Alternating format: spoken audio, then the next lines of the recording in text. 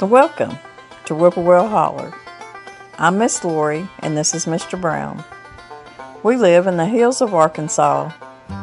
We love the Lord. Keepers of the old way, but accept some of the new. We love to cook and we love to eat. We love to garden. It's in our blood. It's how we stay sustainable and fill our pantry. We do a lot of canning and preserving.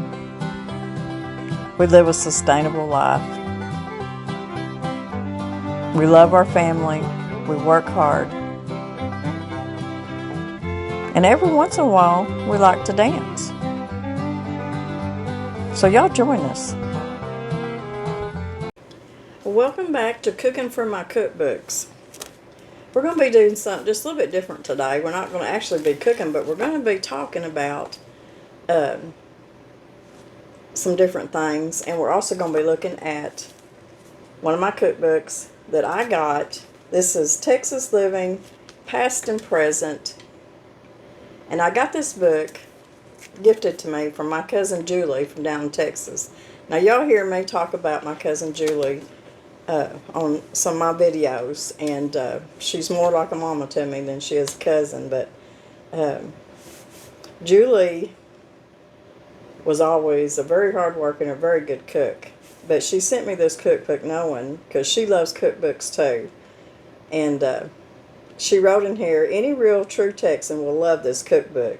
Enjoy. Love you, Julie. So thank you, Julie, because I have really enjoyed this cookbook. Not only, let's see, the copyright on this, the first printing copyright on this is 1986. This has got some really good Tex-Mex recipes, and it's got some old recipes in here too. And I enjoy just looking through it and rereading all the different recipes. There's canning recipes and just, you name it, it's in here. There's even a recipe in here for baked possum and sweet potatoes. So there's just, and it has a story in here about hog killing time.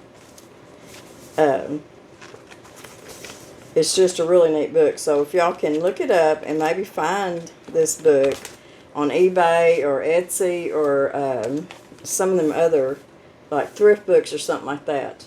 But it's Texas Living, Past and Present. My last video on cooking from my cookbooks and the one before, we were looking at the Jiffy, the little pamphlet Jiffy cookbook, and I got a big response out of this little pamphlet cookbook. I mean, it was unreal, but I think it's because it just brings back a lot of memories for a lot of people too.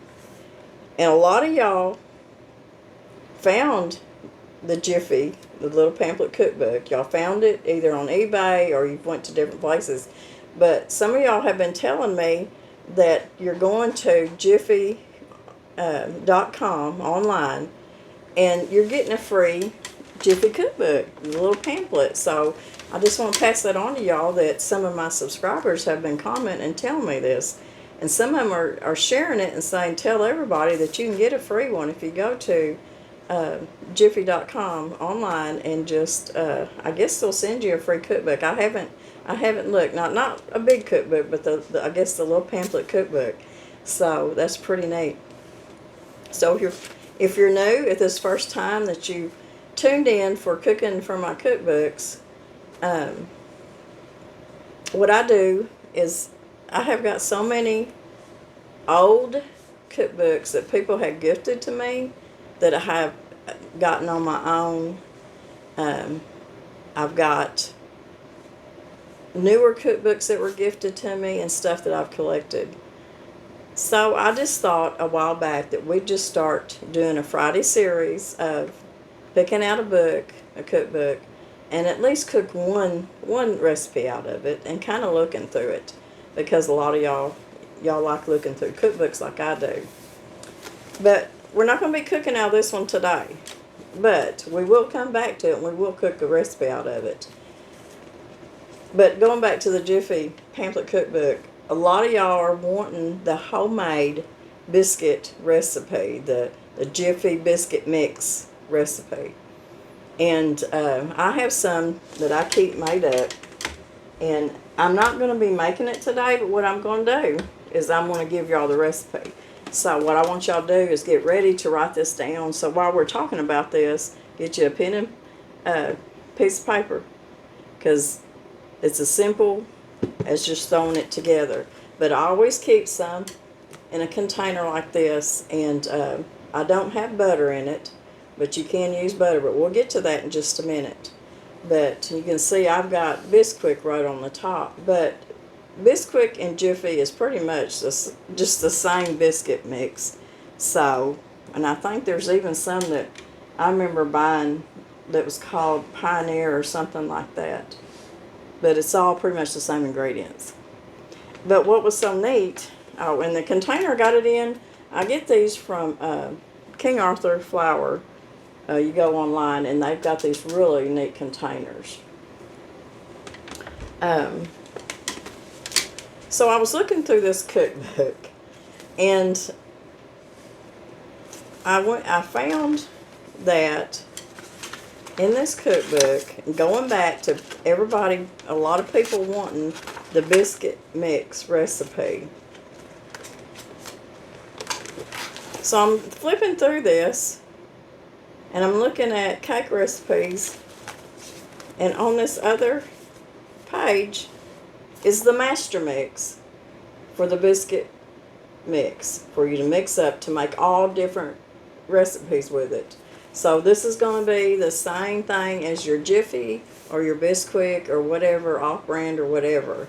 It's going to be pretty much the same ingredients, and it's unreal the different things that you can make out of this one biscuit mix. Or we're going to call it baking mix. On here it's called master mix. And what I'm going to do is I'm going to read the ingredients to you, and if you have time you can write it down. And I'm also going to read the different things that they've got here that you can make with this one master mix. Now, at the end of the video, there's going to be a screenshot of this page. So if you go all the way to the end, you'll be able to see it and stop the video. Of course, it'll be the end of the video, and you can write it down. And I'll also have the recipe in my description, my information box below the video too, where all my recipes usually are. So I want to give you a couple of chances to get this wrote down.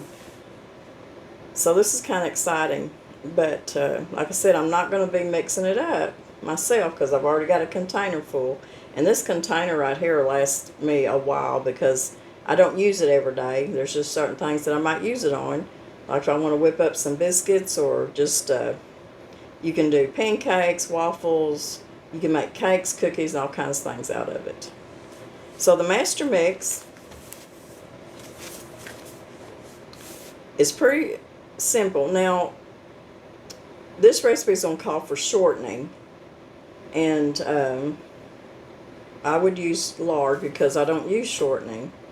But you can also use butter in place of shortening, or you can use half and half. You can use shortening and butter. Just do half and half. But if you do butter, you need to keep your container of your bacon mix in the refrigerator because it can go rancid on you. And with lard and shortening, you'd be okay just in the pantry. I know a lot of people still keep it in the refrigerator. So for me, I would say no matter what you use, whether it's lard, shortening, butter, or half and half, I would keep it in the refrigerator. That's what I do. So I'm going to give you the ingredients real quick on the master mix. And this is the baking mix. It is. Now, this is a pretty big batch. So if you want to go back through here and only make half of it, you can do that. But this is a pretty big batch here. This is 14.5 cups of all-purpose flour. You need 2.5 cups of instant non-fat dry milk powder, 3/4 cup of baking powder, 3 tablespoons of salt, 2 tablespoons of cream of tartar, a half a cup of sugar, and 4 2/3 cup of shortening. It says the combined flour, dry milk powder, baking powder, salt, cream of tartar, and sugar in a large bowl. Then cut in the shortening until real crumbly. Store in a tightly covered container at room temperature.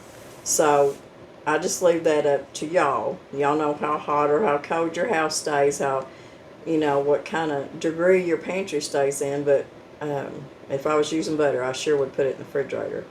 And this says it yields up to 29 cups. So we're going to go on, and I'm going to read to you the different things that you can make out of this. Biscuits.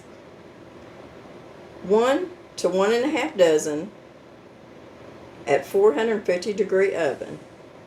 It takes 3 cups of your baking mix to 3/4 cup of water. Now, the liquid in all these recipes is going to be water, but you can replace that with milk. So the biscuits is 3 cups of the baking mix and 3/4 cup of water. You blend, knead, and just cut out your biscuits. Pancakes, and this recipe makes 18 medium pancakes. 3 cups of your baking mix, 1 egg, and 1 1/2 cups of water. You just blend it and cook your pancakes. Muffins. This makes 1 dozen muffins at 425 degrees for 25 minutes. I would probably have to turn my oven down because my oven gets pretty hot, especially for muffins, but that's what it says here. You need 3 cups of your baking mix, 2 tablespoons of sugar, 1 egg, and 1 cup of water. It says mix water and egg, blend with dry ingredients. And I guess you can just, whatever kind of fruit or chocolate chips or whatever you want to put in that muffin, you put in there and blend in. This recipe I'm going to give you for waffles. It makes 6 waffles. 3 cups of your baking mix, 1 egg, and 1 1/2 cups of water. Just blend well and make your waffles. You can make a gingerbread cake out of this. And this makes an 8-inch square cake at 350 degrees for about 40 minutes. You need 2 cups of baking mix, 1/4 cup of sugar, 1 egg, and 1/2 cup of water. 1/2 cup of molasses, 1/2 teaspoon of cinnamon, 1/2 teaspoon of ginger, and 1/2 teaspoon of cloves. Beat eggs, water, molasses. Blend dry ingredients. Gradually blend dry and liquid ingredients and cook at 350. So that sounds like you could whip up gingerbread pretty quick with your master mix here. This is drop cookies. It makes 4 dozen. So this would be good for Christmas if you're wanting to make cookies to give to people. Drop cookies. It takes 2 cups of your baking mix, 1 cup of sugar, 1 egg, and 1/3 cup of water. 1 teaspoon of vanilla, 1/2 cup of nuts or chocolate chips, or both. It says blend this, drop by teaspoonfuls onto a cookie sheet. Now this says cook 10 to 12 minutes at 375. My oven would be 350. Coffee cake. It takes 3 cups of the baking mix, 1/2 cup of sugar, 1 egg, and 2/3 cup of water. So for your coffee cake, you would blend your baking mix, your sugar, 1 egg, and 2/3 cups of water, and then you're going to make a topping for it. It's 1/2 cup of brown sugar, 3 tablespoons of butter, 1/2 teaspoon of cinnamon, and you can put nuts or raisins, and you just cover the top of your cake with that topping. And like I said, I'm going to have a screenshot of this so y'all can read it and write it down. You have more time. You can make oatmeal cookies out of this baking mix. It makes 4 dozen. 3 cups of your baking mix, 1 cup of sugar, 1 egg, and a 1/3 cup of water, 1 teaspoon of cinnamon, 1 cup of quick oats, and a 1/2 cup of nuts or raisins. And you can just make a plain yellow or chocolate cake. And this recipe makes 2 8-inch layers. 3 cups of your baking mix, 1 1/2 cups of sugar, 2 eggs, and 1 cup of water. And you add 1 teaspoon of vanilla. If you're wanting to make a chocolate cake out of it, you would add a 1/2 cup of cocoa. So that's just some easy recipes that you can make out of this one master mix baking mix.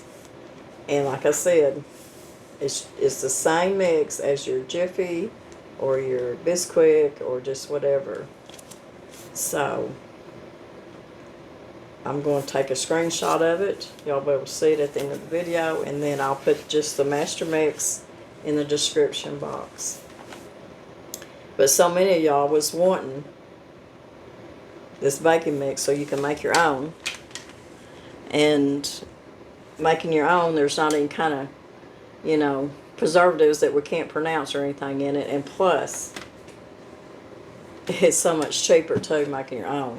And like I said, you can split this in half and just make half of it if that's too big a batch. But, you know, if you're going to use it pretty much every day, or you're going to be using it this holiday for making cookies and cakes and stuff, make the whole batch up. But this right here that I've got, you know, if I want some quick biscuits, and sometimes Mr. Brown will say, I want some chocolate gravy, or he'll make some gravy, and you can whip up some biscuits with just, I can use, for me and him, it's usually about 2 cups, 1 1/2 to 2 cups of the baking mix, and then I just use however amount of milk or water I need till I get it to the right consistency, and I just make drop biscuits, and it don't take 5 minutes to do that, to make biscuits in the morning when you're needing some biscuits. So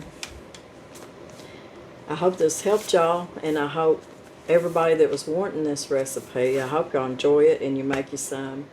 And you can even make this up and give it as gifts, because you know, there's a lot, groceries are so expensive. And, you know, there's so many elderly people and even young people that have to be on a budget. And something like this made up that they can make so much with and put it in a good container for them, I'm sure that they would appreciate it, really. I want to read something out of here, too. Now, there's several stories in here, but I can't do all of them. And there's some really neat pictures in here of cabins and just the old times, different things. So it's really a neat book if y'all can find it. Here's the old schoolhouse. It's got the old desk in it, and it's just really neat. It's really neat. Thank you, Julie, for gifting me this book, because it's really, this right here is a picture, because it's black and white, but it's a fireplace inside the house. And of course you can see the old Dutch ovens in there, how they would cook. And so it's a really neat cookbook. So I hope if y'all are interested in it, that maybe y'all can look around and find this book. And I am going to probably cook a recipe or two out of it for y'all. But I want to read something to y'all, because even Mr. Brown, he's talked about in an older video when we was talking about sorghum molasses and the process. And you know, you got blackstrap and you've got sorghum, and you know, there's just a different process that each one goes through. But this was an interesting little read in this cookbook, and it's how to make cane sugar molasses. So I thought I'd just read it to you. Cane syrup making was popular in many small East Texas communities from the 1800s until the 1940s. Many families owned their own mills and made syrup commercially and for family use. The practice of syrup making was passed down from father to son. Families often became popular for their abilities to produce quality syrup. The Alexander family, a father and 7 sons, became known during the 1800s for the ability to produce good quality ribbon cane sorghum syrups. Four of the brothers continued to trade until the late 1940s. The Alexander Mill was located in a small East Texas community called Churchill, located about 3 miles west of Jacksonville, Texas. Three of the brothers are still living. Now, this was 1986, I guess, when this book was written. Three of the brothers are still living: Major, Claire, and Grady. They range in ages from 83 to 89, but can still vividly recall when cane making was a booming business. Major and Claire recalled planting ribbon cane in late February or March, and sorghum cane in the early spring. Ribbon cane was taken from a straw-filled bed where it was stored during the winter. It was planted by laying the stalks end to end in a furrow about 3 feet deep in bottomland and covered lightly. Each cane has an eye at each joint. This is what comes up and makes new cane stalks. Sorghum cane was planted from seeds around the 1st of March in bottomland or sandy soil because it would grow in either soil. Sorghum cane was usually cut, stripped of its leaves, and made into syrup around August or September. Ribbon cane was made into syrup around October and November. After the cane had been cut and stripped, it was loaded onto an oxen, mule, or horse-drawn wagon and hauled to the mill site. The mill site was located near a stream where water was accessible, usually a stream running from a natural spring. The mill was 3 large iron wheels weighing about 500 pounds that were mounted on 4 posts. These large wheels were turned by a lever that was connected to a team of oxen, mules, or horses that went round and round the mill to turn the wheels. The miller would push 3 or 4 stalks of cane between the wheels, which crushed the stalks and extracted the juice. The juice was run through a pipe from the mill to a furnace made of rock and clay, which held a huge pan. The pan was divided into 3 compartments. Between each compartment was a sliding door that lifted up so that the juices could run from one section of the pan to the other during different stages of cooking. The juice was kept to a simmering stage in the first compartment of the pan, so the juice could be skimmed. Skims were a dark green residue that came to the top of the juice when heated, and had to be skimmed off with little instruments called skimmers made of fine screen wire. After all the skims were removed, the juice was moved to the next compartment of the pan called the evaporator. The juice was cooked at high temperature until it was almost syrup. It was then run to the last section of the pan where it was kept at a low temperature and cooked to the thickness that suited the customer. It was strained through white cheesecloth into crock jugs, gallon buckets, or even 50-gallon barrels. Syrup making usually started at sunrise and ended at night. Sometimes the last cooking was finished by lantern night. Piles of cans belonging to different families surrounded the mill site. Families would sometimes wait all day before their turn came for their cane to be juiced. In order to compensate for the long wait, women would bring food and drinks to serve. Some of the men would bring guitars or French harps, and everyone would enjoy the festivities, usually during lunch hours or late in the evenings. During the other hours, everyone was busy carrying out many chores that had to be done. Most of the families paid for their syrup being made by giving every 3rd gallon to the plant owners. Some families either paid or traded out with other goods. So that was a pretty neat story. That's how they done it back in the day. Back when things, we talk about back in the day being simpler times, and it was in some ways. Some ways it was a lot of hard work, a lot of hard work. But I thought y'all might enjoy that story on making sugar molasses.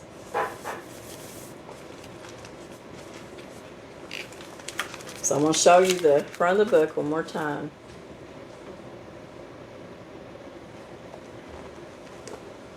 We've been pretty busy this week. Of course, I put out the video of cooking for two, a Thanksgiving dinner. And that kept me busy that whole day. And, of course, we enjoyed it. And a lot of y'all enjoyed it because a lot of my subscribers are just like me and Mr. Brown. And you're just cooking for two. Now, I have to admit, though, Thanksgiving, I'll have more than two people here. I'll have most of the kids and grandkids here, probably all of them. And but a lot of y'all were asking for smaller recipes. But anyways, what we done yesterday, Mr. Brown cleaned out the chimney and cleaned up the wood cook stove, because that's how we heat our home. And it was time to get it cleaned up because it's going to start getting pretty cold here at night. So our first time that we light that fire up in that wood cut stove, we're going to bring y'all along with us because a lot of y'all enjoy that. But also, I spent all day yesterday cleaning on my pantry. It was time. And when I say that, it was time for me to go back in there to a lot of my canned goods. And there was some things in there that had been canned that we hadn't gotten into from. Some of it was 2017 and then 2019 I think was the oldest.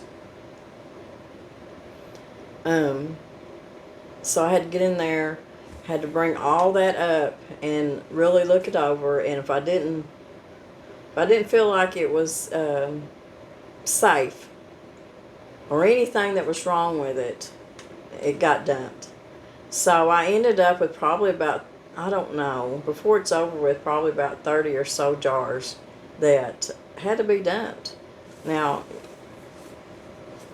that's anywhere from beans to different pickles and just stuff that had been in there a while. So when you've got a pantry and you've had it for years and years and years, and you've been canning, and you fill your pantry up, there's a time that you've got, even though you're eating out of your pantry, you can only eat so much. We have to remember that. We can only eat so much. And so you have to get in there. And there's just a time you got to get in there and start pulling stuff out and looking at your jars. Make sure that everything looks safe to eat. If it don't, you need to just get rid of it. So that's what I done. And I kind of moved some of my stuff into the other room where I'm making a bigger pantry. I brought some of my dry goods into the pantry, into the kitchen, because they be more accessible to me. So that was an all-day process of getting both pantries cleaned up and stuff brought out that I needed to get rid of. So that's just something you got to do after so many years to make sure that anything that you're eating or feeding your family or anything are still in safe condition. So I spent all day doing that. Danny was getting the wood cook stove ready. So we were busy yesterday. But anyways, I hope y'all make you a biscuit mix-up, because I think it will come in very handy for y'all.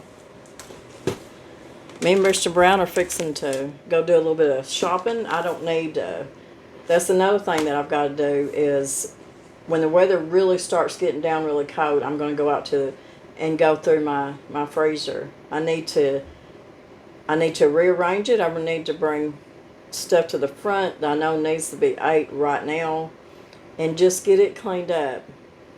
There's very few things that we need right now. So what I done is I took stock of what I might need in my pantry. I don't need anything in my pantry. So visually getting in there and going through stuff, I figured out that I don't need to be buying anything for that pantry for quite a while. I mean, probably all winter, if not longer. So the only thing that I might have to eventually is maybe some sugar. That would be it.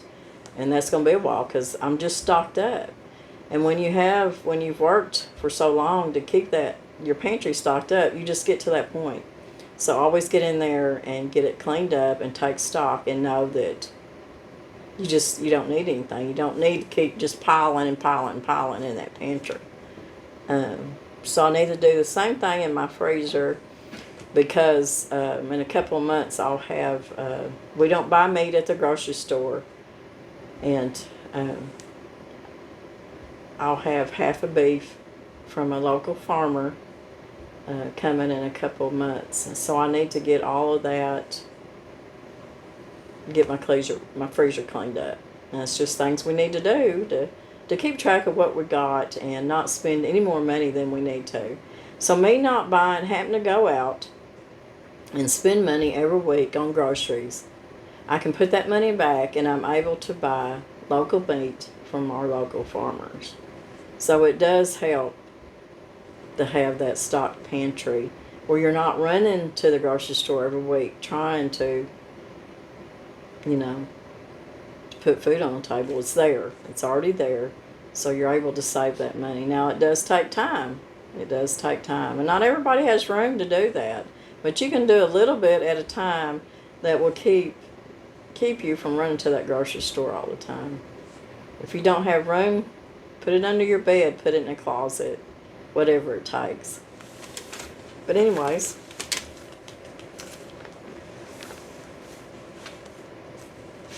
I'm going to read something. It's Psalms 33. Rejoice in the Lord, O you righteous, for praise from the upright is beautiful. Praise the Lord with the harp. Make melody to him with an instrument of 10 strings. Sing to him a new song. Play skillfully with a shout of joy. For the word of the Lord is right, and all his work is done in truth. He loves righteousness and justice. The earth is full of goodness of the Lord. By the word of the Lord the heavens were made, and all the host of them by the breath of his mouth. He gathers the waters of the sea together as a heap. He lays up the deep in storehouses. Let all the earth fear the Lord. Let all the inhabitants of the world stand in awe of him. For he spoke, and it was done. He commanded, and it stood fast. So I hope y'all have a beautiful, blessed weekend. Y'all stay safe. Stay warm. Get out in nature, walk around, take a walk. Read your Bible, study. God loves you. We love y'all. And we will see y'all in a few days.